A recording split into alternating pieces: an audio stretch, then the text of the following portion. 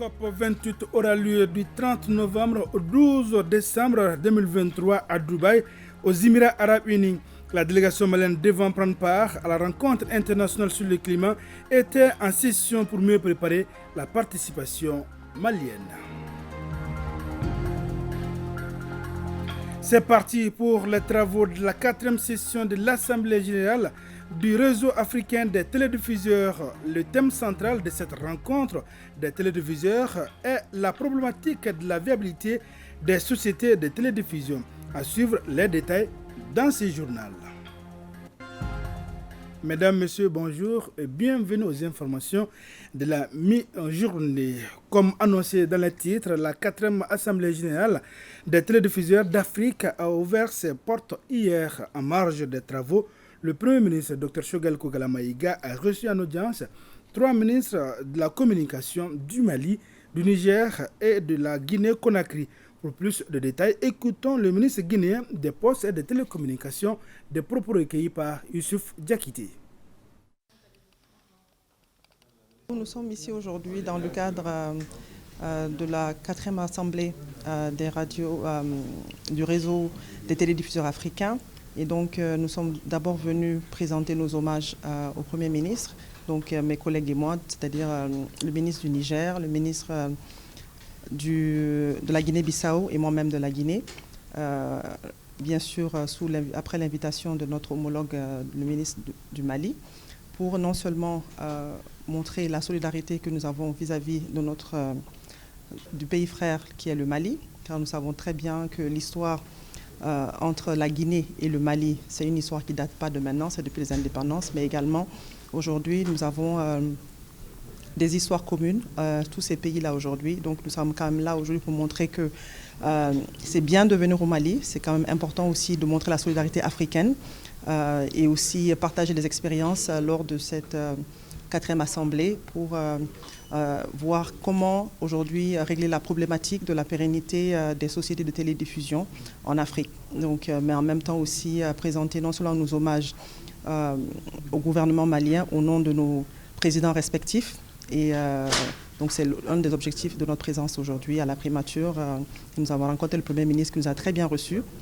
Donc nous sommes très satisfaits de l'hospitalité malienne et nous comptons revenir encore une fois parce que nous sommes chez nous ici et nous espérons aussi recevoir encore la délégation chez nous en Guinée aussi pour montrer encore une fois la solidarité africaine des différents pays qui sont ici présents. Et également démontrer qu'aujourd'hui le Mali est un pays d'accueil où il fait bon vivre, il serait quand même bien aussi d'encourager la présence des pays africains pour non seulement montrer qu'aujourd'hui la sécurité elle est réelle dans ce pays-là, changer l'image ou la désinformation qui se fait aujourd'hui au niveau international, mais également montrer que nous pouvons non seulement venir ici partager les expériences avec les Maliens, mais aussi discuter des différentes problématiques réunissant les différents pays de la sous-région. Revenons à présent sur cette cérémonie d'ouverture des travaux de la 4e session de l'Assemblée générale du réseau africain des télédiffuseurs. Le thème de la rencontre de 3 jours est la problématique de la viabilité des sociétés de télédiffusion. Le point avec Modibo Mariko. La société de télédiffusion, c'est ce jeune cadet de l'espace audiovisuel qui a la lourde tâche et paradoxale de s'occuper de son aîné, celle de l'édition. Un jeune loup aux dents longues, très attendu, vu le rôle important qu'il joue dans l'écosystème médiatique. Mais le moins que l'on puisse dire, c'est que les voyants des structures de télédiffusion en Afrique de l'Ouest sont loin d'être tous au vert, d'où la tenue de cette rencontre. Toutes nos sociétés de télédiffusion sont confrontées à des difficultés. Donc, nous sommes confrontés à la concurrence aussi et nous n'avons pas l'exclusivité de la diffusion. Donc c'est le lieu de discuter entre nos différentes sociétés et nous avons l'accompagnement de l'UEMOA. Donc plusieurs idées ont été proposées par l'UEMOA, notamment faire un bouquet sous-régional qui permettra à nos sociétés de diffuser. La particularité de la rencontre de Bamako, c'est qu'il y a une rencontre ministérielle. Et il y aura une cérémonie aussi de clôture avec les différents ministres de la sous-région. Le réseau qui regroupe les télédiffuseurs en Afrique, RAT, se donne comme tâche de faire un diagnostic des problèmes du secteur à la faveur de cette 4e Assemblée générale. Assemblée générale qui note la présence des ministres de la communication de la Guinée-Conakry et du Niger. Outre les thèmes centraux qui portent sur la problématique de la viabilité des sociétés de télédiffusion, les participants échangeront aussi sur les enjeux et perspectives de la télédiffusion, les services à valeur ajoutée, quelles opportunités pour les sociétés de télédiffusion, ainsi que les financements et la nécessité d'une réglementation du secteur dans l'espace et au mois. Cette initiative fait suite à la prise de conscience que c'est dans un cadre de concertation et de partage d'expériences que les différents opérateurs pourront faire face aux défis qui se présentent à eux et jouer pleinement leur rôle d'appui aux États pour impulser un secteur de l'audiovisuel africain fort, dynamique, lucratif et inclusif. Les défis auxquels les opérateurs de diffusion TNT résident, entre autres, dans les pistes de financement pour finaliser les investissements pour l'exploitation du réseau de diffusion dans la recherche d'un modèle économique fiable pour l'ensemble des 10 opérateurs. Mettre en avant les notions de problématiques de viabilité n'est pas un signe de crise, encore moins de désespoir. C'est une preuve de vitalité, d'introspection sur la raison d'exister de nos différentes structures en charge de la télédiffusion. La problématique nous invite à aller au-delà de nos limites, au-delà du factuel, et continuer à construire le faisable et tout simplement le possible. Télédiffuser quoi? Comment et jusqu'où nos sociétés peuvent servir pour rester toujours utiles? Les questionnements se posent à une époque où, plus que jamais, nous sommes à l'ère de l'intégration des dispositifs numériques par les médias audiovisuels, et notamment par la télévision. Cette ère dite de plateformisation, ces mutations à la fois dans la production, la circulation et la réception des contenus audiovisuels interpellent les télédiffuseurs à s'adapter de façon réaliste au développement des technologies et de leur apport pour les éditeurs qui restent des partenaires de tous les jours. Les assises de Bamako se tiennent à un mois où les sociétés de télédiffusion sont dans un processus de migration vers le tout numérique avec plus ou moins de succès ici et là. Une problématique à élucider aussi au cours de cette rencontre. Et les résolutions et recommandations issues de 3 jours de travaux auront pour vocation à rendre les signaux définitivement clairs en vue de faciliter les prises de décision de nos gouvernements respectifs. La rencontre internationale sur le climat se tiendra du 30 novembre au 12 décembre 2023 à Dubaï, aux Émirats arabes unis. Le Mali sera présent à la COP 28. Pour cela, les participants étaient réunis autour du ministre d'État, ministre de l'administration territoriale et de la décentralisation, porte-parole du gouvernement, pour préparer la participation malienne. On en sait plus avec Salimata Dao. Plusieurs départements et les services qui leur sont rattachés, le secteur privé, la société civile et les partenaires du Mali. Tous sont réunis pour échanger sur la participation du Mali à la COP 28. Cette rencontre internationale qui fixe les objectifs climatiques mondiaux. La rencontre fait suite à plusieurs réunions de la Commission nationale d'organisation. Le Mali fut l'un des premiers pays d'Afrique à mettre en place un fonds vert sur le climat. Et en plus, le Mali fut l'un des premiers pays d'Afrique à produire des experts mondialement reconnus qui ont servi au plus haut niveau sur la scène climatique internationale. Mais aujourd'hui, force est de reconnaître que nous avons été dépassés par beaucoup de pays qui ont pris le train en marche bien après nous. C'est fort de ce constat que le Mali veut aller à la COP cette année avec une nouvelle approche. Cela se concrétise tout d'abord avec l'organisation d'un atelier de préparation. Il est présidé par le ministre d'État, ministre de l'administration territoriale et de la décentralisation, porte-parole du gouvernement. Le colonel Abdoulaye Maïga est le chef de la délégation malienne. Cet atelier résulte d'une double préoccupation légitime exprimée par son Excellence le colonel Assimi Goïta, président de la transition, chef de l'État, à savoir la défense constante des intérêts du peuple malien et l'utilisation judicieuse des ressources de l'État. À titre de rappel, la COP globalement se particularise à la fois par la nature hétéroclite des acteurs qui interviennent, les institutions de la République, différents départements ministériels, le secteur privé et la société civile. Et par conséquent, compte tenu de cette nature hétéroclite, un nombre assez important qui composent les différentes délégations nationales. C'est la première fois que le Mali organise un atelier de préparation pour la COP. Pour une participation réussie du pays à cette rencontre sur le climat, le colonel Abdoulaye Maïga pense qu'il est important de faire le point des acquis en matière de lutte contre le changement climatique et déterminer les futures actions à mener. Nous voulons obtenir le maximum de gains pour notre pays et notre population. Il est important de se préparer. Et dans cette préparation, comme on l'a mentionné tout de suite, il est également important de faire le bilan de la COP 27. Quels sont les gains que le Mali a obtenus depuis Sharm el-Sheikh?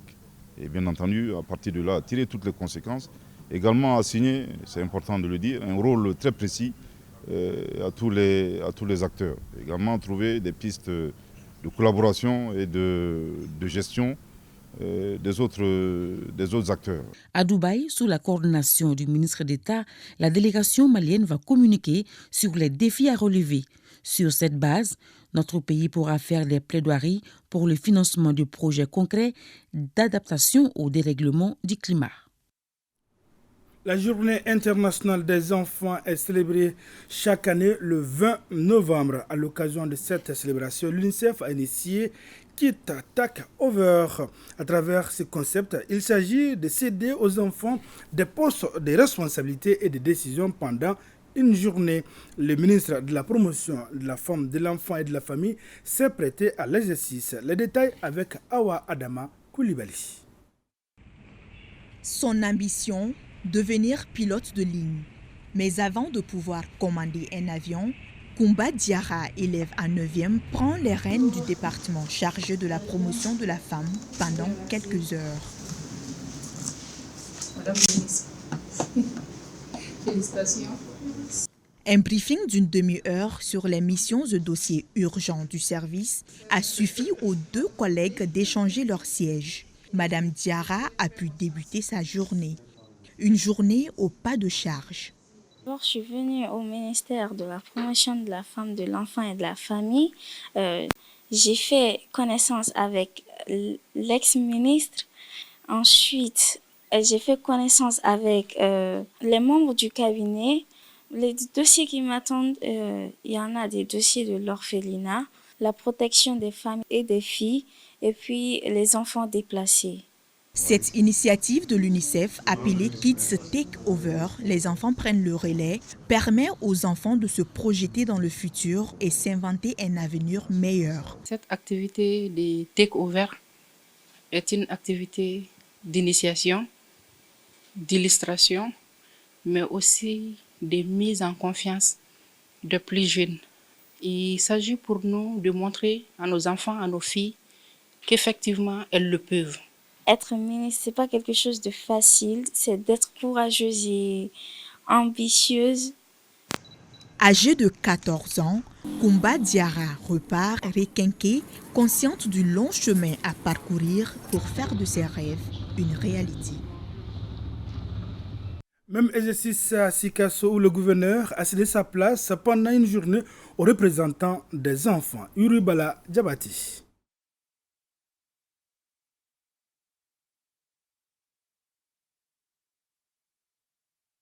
C'est par le message de la 4e édition de la Journée internationale des droits des enfants, célébrée le 20 novembre de chaque année. Le thème retenu cette année est protection des enfants en période électorale. Un thème qui rappelle les multiples atrocités dont sont victimes les enfants avant, pendant et après les élections. Nous scolariser, nous protéger, nous donner une bonne éducation. Surtout, faire de nos préoccupations leurs priorités, surtout. Certes, nos parents ont des devoirs à respecter, mais nous aussi, on a des devoirs aussi. Les enfants constituent l'avenir de toute la nation. C'est pourquoi ils doivent bénéficier de l'attention des adultes. L'appel que je lance à tous les parents, c'est de s'occuper de l'entretien, de l'éducation de l'enfant, c'est de s'occuper de l'instruction de l'enfant, pour qu'on ait un avenir meilleur. En marge de la célébration de cette journée, un match de football a été organisé. La remise de ballons aux équipes participantes du tournoi et une conférence en lien avec le thème de l'édition 2023 ont constitué les temps forts. Voilà, à Sikasso, la journée de l'enfant qui a été célébrée à travers une conférence et la remise de ballons aux équipes participantes au match de football. Et après tout cela, les enfants se sont retrouvés dans le bureau du gouverneur où le gouverneur de la région a cédé sa place pendant une journée aux représentants des enfants. Nous retrouvons Yuribala Djabati. Montée des couleurs, séance de travail élargie aux membres du cabinet du gouverneur, analyse des courriers et une visite de courtoisie d'une délégation de la direction régionale de la promotion de la femme, de l'enfant et de la famille. Voici l'agenda du nouveau gouverneur de la région de Sikasso pendant 1 heure. L'exercice s'inscrit dans le cadre de la journée mondiale de l'enfance, célébrée le mois de novembre de chaque année. Je vois ce que les gouverneurs font, ce n'était pas des tâches faciles. J'ai rencontré mes membres du cabinet, ils m'ont présenté les activités d'hier, les activités qu'ils ont faites hier, et donc eux d'aujourd'hui, c'est qu'ils vont débuter de la journée. L'exécutif régional apprécie l'initiative et invite les jeunes filles au travail bien fait avant de saluer le courage de Bintou Kanouté. Ça permet à cette jeune fille et à toutes les jeunes filles de savoir que vraiment la tâche d'une autorité régionale, c'est pas du tout facile. Et ça permet également de les former sur la bonne tenue de la gouvernance. À Tombouctou également, la journée internationale des droits de l'enfant a été magnifiée là-bas. Elle a été une occasion d'étaler le taux de violence en matière des droits de l'enfant, mais aussi de faire des plaidoyers en faveur des enfants. Nous retrouvons Nazim Baba Sissi. C'est par un cri de cœur à l'adresse des autorités régionales pour une meilleure protection des droits des enfants que démarre le 34e anniversaire de la Journée internationale des droits de l'enfance. À cette occasion, l'UNICEF, chef de file des partenaires techniques et financiers, magnifie cette journée à travers un appel à tous les acteurs impliqués dans la chaîne de protection. Écoutons-les. Les filles et les garçons nous montrent que tous les jours, leur volonté de participer pleinement à la vie du pays. Les enfants ne sont aucunement fautifs ni responsables de la crise que vit notre pays. Épargnons-les. Dans la région de Tombouctou, malgré les efforts en cours, certains parents ignorent encore les droits élémentaires des enfants, notamment leur enregistrement à la naissance, leurs droits à la santé et à l'éducation, pour ne citer que ceux-là. Toutes choses mises en scène par des jeunes scolaires afin d'endiguer de telles pratiques. Au niveau de la région de Tombouctou, les enfants sont par conséquent davantage exposés, entre autres, aux risques d'exploitation, de restes et explosifs de guerre, de travail forcé, d'utilisation par les forces ou groupes armés, d'abus sexuels. En prélude à cette journée, un concours en poésie a été organisé entre les élèves des établissements du fondamental. La remise des prix aux lauréats ont constitué les temps forts de l'événement. Autre point de l'actualité, impliquer davantage les femmes dans les différents processus de recherche et de consolidation de la paix. Tel est l'objectif d'une session à Gao. Elle est initiée par l'ONG GREFA dans le cadre de son programme Femmes, Paix et Gouvernance. De Gao, le point avec Rakiatou Touré. Cette rencontre de grande envergure en faveur des femmes de la région de Gao s'inscrit dans le cadre du projet Femmes, Paix et Gouvernance, un programme de l'ONG GREFA en partenariat avec l'aide de l'Église norvégienne. Ce projet a renforcé les capacités des acteurs dans sa zone d'intervention, à savoir les communes d'Anchawadi, Soni Alibert, Intilit dans le cercle de Gao, sur les thématiques telles que la gestion non violente des conflits, la sensibilité liée au genre, le leadership, la prise de décision participative. Quand l'AN est venue en 2006 à Gao, il y avait rarement des femmes qui sont à la mairie et il y avait rarement des femmes qui sont à l'Assemblée. On a pu accroître ce taux et on va continuer à rehausser la participation des femmes à la vie publique. Et maintenant, c'est un autre challenge, accroître la participation des femmes au niveau des instances de consolidation de la paix au Mali. La thématique de l'activité est impliquer et responsabiliser les femmes et les jeunes femmes dans les structures de paix est un droit. Il faut que les femmes soient responsabilisées à tous les niveaux, puisque les femmes sont les premières victimes des crises. C'est un droit pour les femmes d'être les représentants des structures de gestion de paix. J'exhorte les uns et les autres à plus d'engagement dans la mise en œuvre des résolutions et lois impliquant les femmes et les jeunes femmes dans les mécanismes de paix, afin qu'ensemble, nous puissions parvenir au maintien d'une paix durable dans la région de Gao et dans tout le Mali. La rencontre devra ressortir une batterie de recommandations qui feront l'objet d'une action de plaidoyer en faveur des femmes de la région de Gao. À Mopti, l'ONG Direct Aid et ses partenaires apportent secours et assistance aux personnes déplacées internes de Mopti. Ces personnes ont reçu du vivre et du non-vivre, nous dit Boubacar Sankaré. Plus de 26 millions de francs CFA, c'est la valeur des vivres et des non-vivres distribués gratuitement à 670 ménages déplacés de Mopti. Le geste est de l'ONG Direct Aid et ses partenaires. Ce don est destiné ce matin aux populations déplacées pour soulager leurs souffrances. Comme d'habitude, le Direct Aid fait ce genre de gestes. Ce don va beaucoup nous soutenir. On les remercie beaucoup. Nous sommes très très contents. Le kit est composé de 25 kg de riz, autant pour le mil, 5 kg de sucre, un carton de spaghettis, 5 litres d'huile, une couverture et une moustiquaire. Ce don vient à un moment très crucial vraiment au niveau de la région par rapport à la sécurité alimentaire. Vu une résilience de cette région, il est important aujourd'hui de remercier Direct Aid. Tous ceux qui entreprennent des actions du genre ne font qu'aider l'État et les collectivités dans leur mission quotidienne d'apaiser les souffrances des populations. L'ONG Direct Aid n'est pas à sa première donation. Elle envisage d'autres distributions gratuites de vivres et de non-vivres à l'endroit des personnes démunies dans d'autres localités du pays.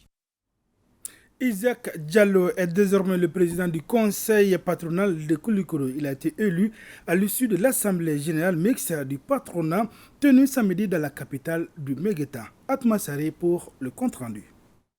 Le tout nouveau président du bureau du conseil patronal de la 10e région se nomme Isaac Diallo. Il a été élu à l'unanimité 36 voix sur 36 pour un mandat de 5 ans. Son bureau est composé de 18 membres. Le président se dit prêt et disponible pour relever les défis de ses nouvelles fonctions. Il y a pas mal d'investisseurs qui sont rentrés et il y a moins d'investisseurs qui reviennent. Raison pour laquelle le conseil national du patronat a pour thème Invest in Mali. Donc nous allons beaucoup œuvrer dans ce sens pour attirer plus d'investisseurs et essayer de diversifier les activités de nos partenaires. Cette assemblée élective a été saisie par le vice-président du Conseil national du patronat du Mali, CNPM, pour annoncer bonne nouvelle. Nous voulons plutôt que les chefs d'entreprise se mettent ensemble pour travailler sur les chantiers du développement économique. C'est là-bas que nous sommes attendus et que nous jouons notre rôle de plaidoyer, notre rôle de force de proposition à l'État pour aider nos dirigeants et ensemble qu'on détecte tous les voies et moyens qui peuvent nous permettre d'accélérer la croissance de notre pays.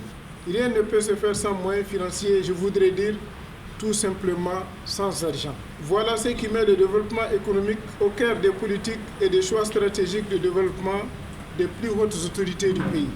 Les travaux de l'Assemblée générale mixte du Conseil patronal de Koulikoro se sont déroulés dans la sérénité et dans la quiétude. Ainsi prend fin ce journal. Merci de l'avoir suivi. À demain, Inch'Allah, même heure, même plateau et pour d'autres informations.